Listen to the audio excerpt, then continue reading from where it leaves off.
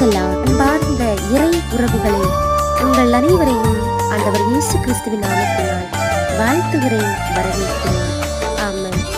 இன்றைய நாளுக்கான இறை வார்த்தை உணவு மத்தேயு 15:28.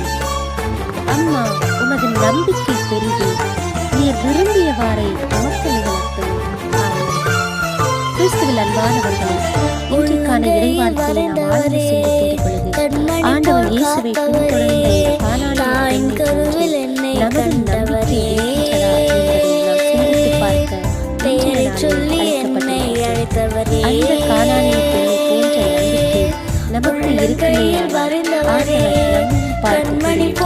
உமது நம்பிக்கை பெரிது, விரும்பியவாறை